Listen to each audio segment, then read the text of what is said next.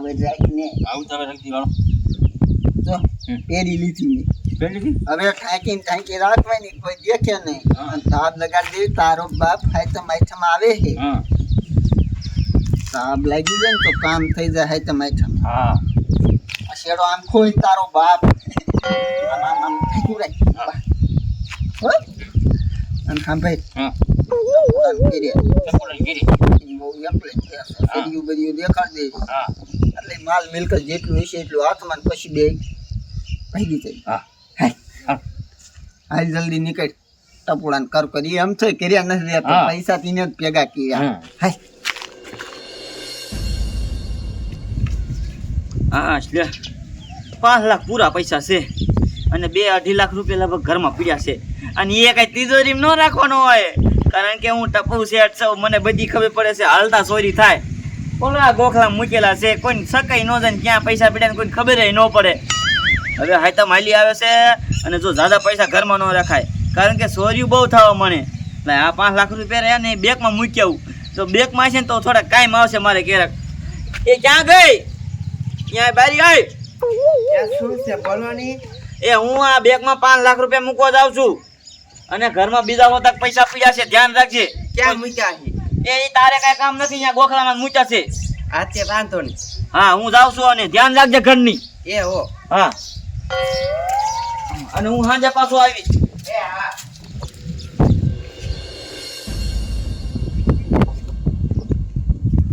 મારું બેટાનું બજારમાં કોઈ છે નહીં ને એટલે કે શેઠ નો પાછો દુકાને દેવા છે કિસી ક્યાં જાવ છો શેઠ એમાં કેવા છે બૈરા હિલાવે છે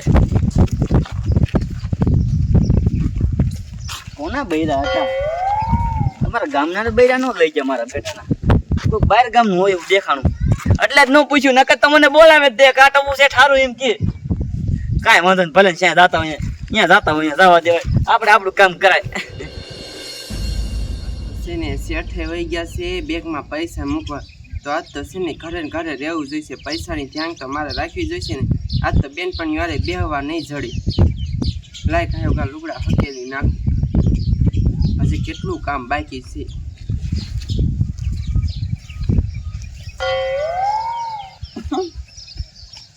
ને તમે કોણ છો આવો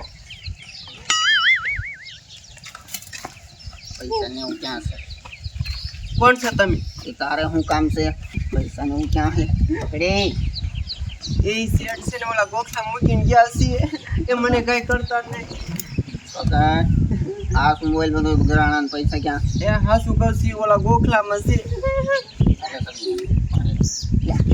નામ ન બોલતો મને જવા દ્યો પેલા કોકલામાં એ ઓલા ગોખલામાં મૂકી દ્યો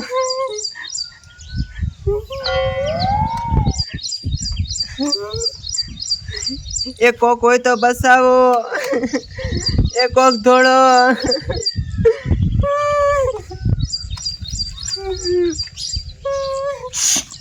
કારોબાર તો દુનિયા પહેલામાં પૈસા જ છે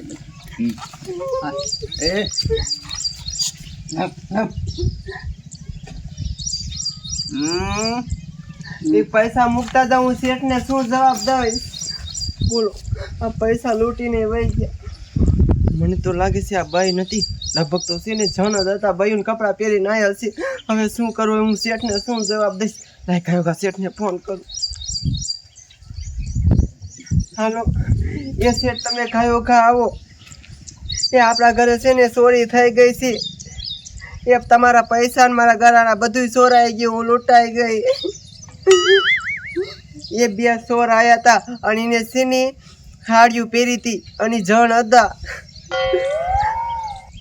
એ હા તમે કાંઈક કરો હારું શેઠે એમ કીધું કે હું પોલીસને ફોન કરું છું હમણાં પોલીસ અહીંયા આવશે હવે શું કરું મારું બેટાનું આ બાયડીનો ઘરેથી ફોન આવ્યો કે ઘરે ચોરી થઈ ગઈ છે અને હું આજે બે કે પૂજ્યું નથી 5 લાખ રૂપિયા લઈને જો 5 લાખ રૂપિયા લઈને ઘરે પાછો જાવ તો આ હોત ચોરી થાય મારે બેટાનું કાંઈક તો કરવું જશે લાય સાહેબને ફોન કરું હલો એ સાહેબ ક્યાં છો ફતેપુરમાં છો હા ટપુભાઈ બોલું છું તે મારા ઘરે જાવ ને ચોરી થઈ ગઈ છે 2-2.5 લાખ રૂપિયાની હા તો તમે ખાઈ ખાસ આવો, હું બારો છું. સાહેબ ને કહી દીધું એટલે મારે રહ્યું ને પેલા 2 કે પૈસા મૂક્યા ને પછી ખાઈ ખા ઘરે જાવ. મારા બેટાનું આ છે કોણ ચોરી કરવા વાળું, અને બહેનના લુગડા પહેરી આવીને ચોરી કરીને વહી ગયા. મારા બેટાના કેવા પાક્યા એ નથી ખબર પડતી. બોલો ટપુભાઈ ઘેરે ચોરી થઈ ગઈ, કાંઈ ખબર પડે? કોણ આવ્યો બોલો ટપુભાઈ? મારી દીકરી 16 દીકરા ગામમાં ચોરી કરવા માંડ્યા. એ પાછા ટપુભાઈ ઘેરે પૈસા વાળા હે ને, લાય જવા દે ને ઘેરે જવા દે, ખબર પડે કયા ચોર છે. મૂકું નહીં એક હવે શું કરું? હવે મારા શેઠને શું જવાબ દેવો?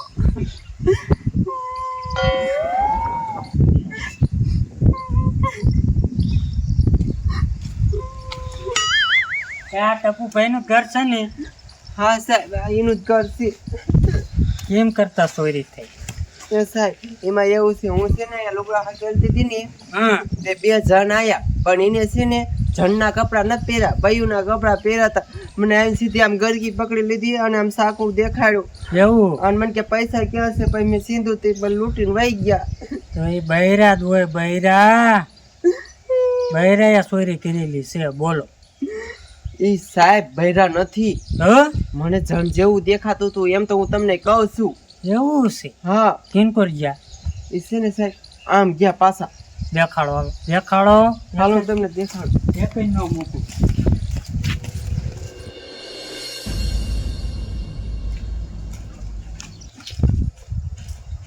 હાલે બેઠા. હું શું કહું, કઈ કઈ જલ્દી ભાગ પડતું પણ દેતો નથી. તને તો ભાગની જ પડી છે. હાલ પાલ પાક બીજું શું ને કાંઈ ભાગ પડાય નહીં, પણ તું કેસ ને એટલે પાડવો હશે. કેવી કામમાં આવે છે? અરે આ મસ્તી ની આમ જોઈ લે.